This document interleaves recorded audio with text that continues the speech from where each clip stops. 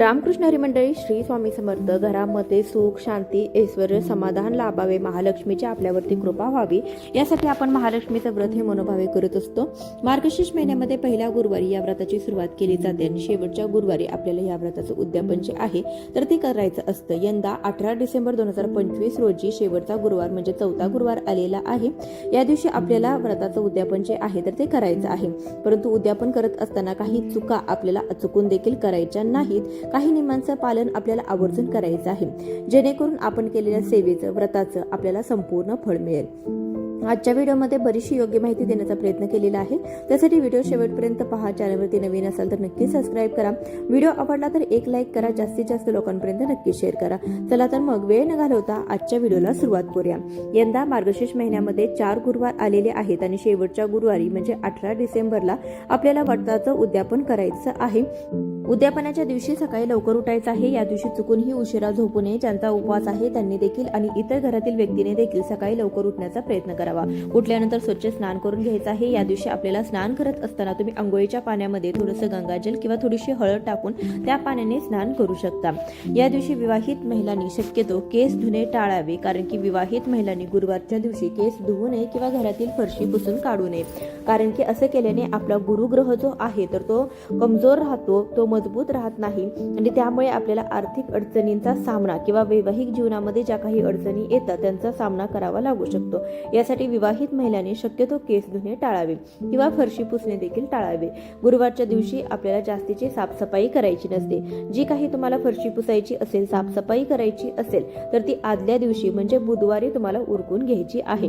गुरुवारच्या दिवशी आपण ज्या ठिकाणी पूजा मांडणार आहात तर ती जागा फक्त तुम्ही स्वच्छ करून घेतली तरी सुद्धा चालेल. या दिवशी आपल्याला स्वच्छ वस्त्र परिधान करायचं आहे. या दिवशी तुम्ही फाटलेली वस्त्र चुकून देखील परिधान करू नका. आपण जुने कपडे परिधान केले तरी सुद्धा चालेल, परंतु अशा व्रताच्या उद्यापनाच्या दिवशी, काही महत्त्वाच्या दिवशी आपल्याला चुकूनही फाटके वस्त्र परिधान करायचे नाहीत. याशिवाय या दिवशी काळ्या रंगाचे वस्त्र देखील आपण चुकून देखील परिधान करायचे नाही, कारण की काळा रंग कोणत्याही शुभ कार्यामध्ये वापरला जात नाही. या व्यतिरिक्त लक्ष्मी मातेच्या व्रताचं उद्यापन जे आहे तर त्यासाठी तुम्ही जास्तीत जास्त लाल रंगाचा किंवा हिरव्या रंगाचे तुम्ही कपडे जे आहेत तर ते परिधान करण्याचा प्रयत्न करा. गुरुवार देखील असतो, त्यासाठी पिवळा रंग देखील अतिशय शुभ राहील. या रंगाचे कपडे देखील तुम्ही परिधान करू शकता.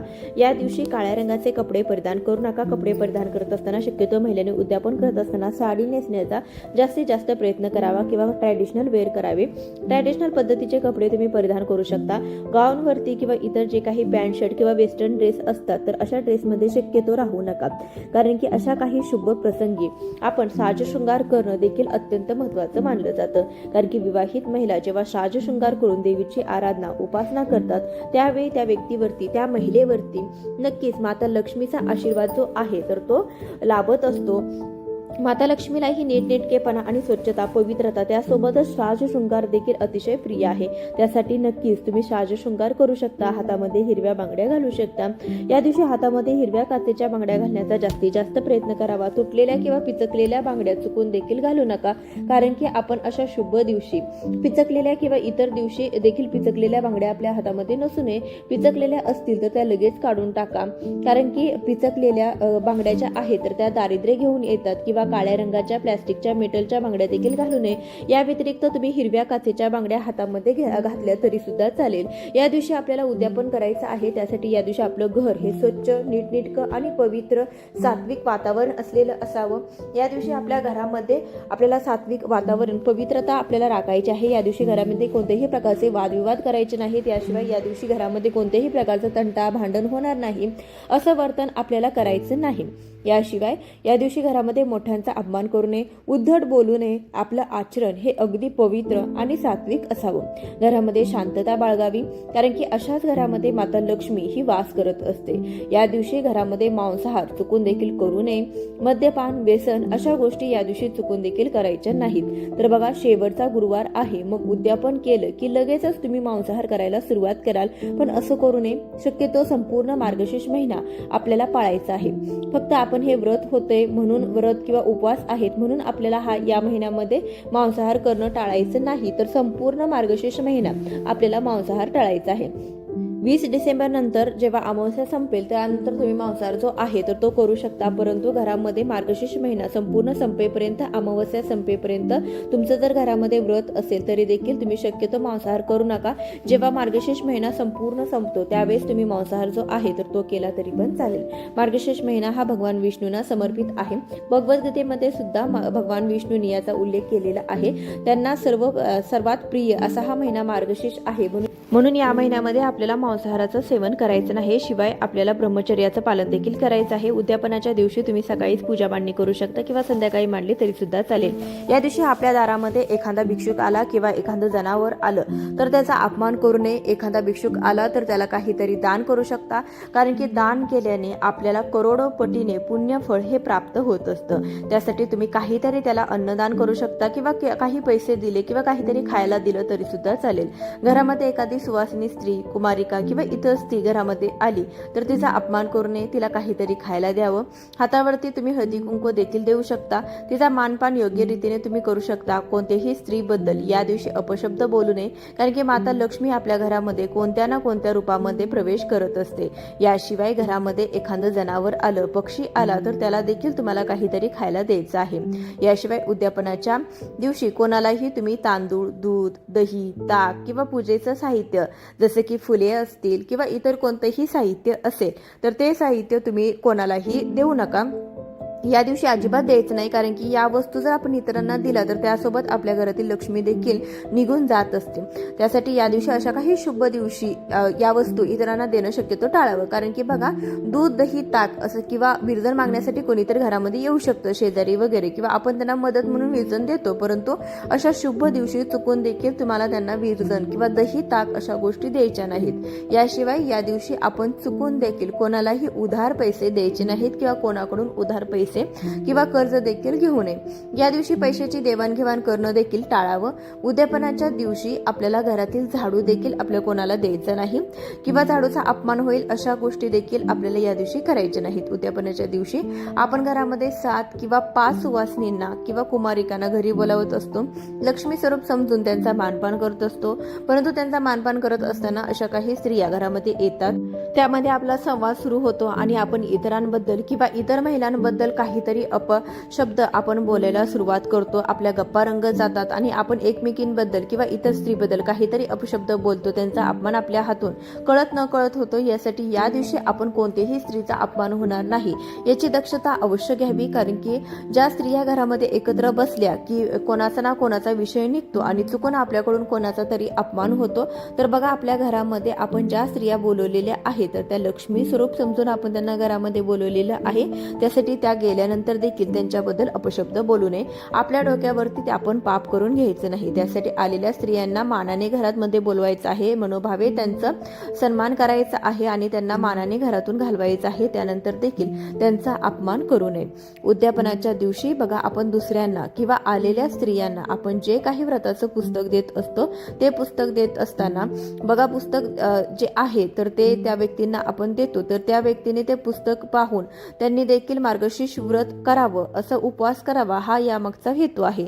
हा ग्रंथ आहे तर तो समुद्रासारखा पसरावा, यासाठी या व्रताच्या कथेची पुस्तकाची प्रत आपण प्रत्येकाला देत असतो. परंतु प्रत्येक जण काय करतं, आपणच तर बघा 10-12 किंवा जास्तीची अशी व्रताची पुस्तके घेऊन येतो. प्रत्येक जण मार्गशीर्षाचा गुरुवारचा उपवास प्रत्येकाचा असतो, पण बऱ्याच स्त्रिया एकमेकांना बोलावत असतात. त्यावेळी आपल्याकडे भरपूर पुस्तके साठतात. त्याचं काय करायचं म्हणून हे ग्रंथ पुस्तक आपण असंच फेकून देतो किंवा धुळीमध्ये ते धूळ खात पडलेलं असतं. परंतु बघा, तुम्हाला लागेल तेवढीच पुस्तकं तुम्ही आणा किंवा तुमच्याकडे मागच्या वर्षीची जर 2-3 पुस्तकं असतील तर ती पुस्तकं देखील तुम्ही वापरात घेऊ शकता. त्या पुस्तकांची देवाणघेवाण देखील तुम्ही करू शकता, आलेल्या स्त्रियांना देऊ शकता. किंवा तुमच्याकडे 2 पुस्तक आहेत, 3 महिला तुम्ही बोलवलेले आहेत तर त्यांच्याकडून तुम्हाला एखादं जे व्रताचं पुस्तक मिळालं तर ते देखील मिक्स करून 5 एकत्रित पुस्तकं करून तुम्ही एकमेकींना देऊ शकता, त्यांची देवाणघेवाण करू शकता. पुस्तक देण्याचा हेतू एवढाच आहे की त्यांनी देखील आपल्यासारखं व्रत करावं. परंतु आजकाल प्रत्येक जण व्रत करत असतं, भरपूर प्रमाणामध्ये पुस्तक वाटली जातात, परंतु त्याचा योग्य तो मान राखला जात नाही. त्यासाठी पुस्तक देणार असाल तर आपल्या घरामध्ये पहिली पुस्तकं असतील तर ते देखील वापरा. प्लास्टिकची पुस्तकं आणून त्यांचा अपमान करू नका. व्रताचे उद्यापन करत असताना, हळदी कुंकू करत असताना आपल्या हातून कोणतेही पूजेचं साहित्य जसं की तांदूळ असो, कुंकू असो तर हे सांडलं जाणार नाही याची काळजी देखील आपल्याला अवश्य घ्यायची आहे. कारण की बघा, गडबडीमध्ये अशा काही चुका आपल्या हातून होत असतात. त्यामुळे आपल्याला त्या पूजेचं संपूर्ण फळ मिळत नाही किंवा आपल्या घराला दोष देखील लागू शकतात. तर तुम्ही मार्गशीर्ष महिन्यामध्ये देवीची ओटी भरली नसेल तर तुम्ही शेवटच्या गुरुवारी का होईना देवीची ओटी आवर्जून भरा. आलेल्या स्त्रियांना वाण म्हणून देखील तुम्ही काहीतरी देत असता. उद्यापनाच्या दिवशी त्यांना व्रतकथेचे एक पुस्तक, त्यानंतर हळदी कुंकू, एक फळ आपल्याला द्यायचं आहे. यासोबत जर तुम्हाला काही द्यायचं असेल तर तुम्ही फुलांचा गजरा देऊ शकता. त्यासोबतच तुम्ही ओटीचं साहित्य देऊ शकता. त्यांची ओटी देखील खणा नारळाने तुम्ही भरू शकता किंवा ब्लाउज पीस देखील त्यांना दिला तरी सुद्धा चालेल. परंतु शक्यतो प्लॅस्टिकच्या वगैरे वस्तू देण्याचा प्रयत्न करू नका, कारण की शक्यतो शुभ आणि सौभाग्यवर्धक वस्तू देण्याचा प्रयत्न अवश्य करावा. उद्यापनाच्या दिवशी बघा, आपण 7 किंवा 5 कुमारिकांना घरी बोलवत असतो आणि तुम्हाला जर कोणी जेवायला बोलवलं असेल आणि तुमचा देखील उपवास असेल तर बऱ्याच जणांच्या मनामध्ये प्रश्न पडतो की आपण या उपवासाला दुसऱ्यांच्या घरी आपला उपवास कसा सोडायचा. परंतु तुम्हाला जर बोलावणं आलं असेल, तुम्हाला जर लक्ष्मी स्वरूप समजून तुमचा जर मानपान तुम्हाला करून घ्यायला मिळत असेल, तुम्हाला जेवायला जर देत असतील तर नक्कीच तुम्ही जाऊ शकता. त्यांच्या घरी तुम्ही उपवास सोडला तरी सुद्धा तुमचं पुण्य हे त्यांना जाईल असं काहीही होणार नाही. तुमचं पुण्य तुम्हालाच मिळणार आहे. तेव्हा तुम्हाला मान मिळतोय, तर सौभाग्यवती स्त्रियांना असा मान मिळत असेल तर नक्कीच तुम्ही ते सोडू नका. तुम्हाला जेवायला जर कोणी बोलावत असेल तर तुम्ही त्यांच्या घरी जाऊन उपवास सोडला तरी सुद्धा काहीही हरकत नाही. उद्यापनाच्या दिवशी संध्याकाळी सूर्यास्तानंतर आपल्याला चुकून देखील झाडू मारायचा नाही किंवा घरातील कचरा काढायचा नाही.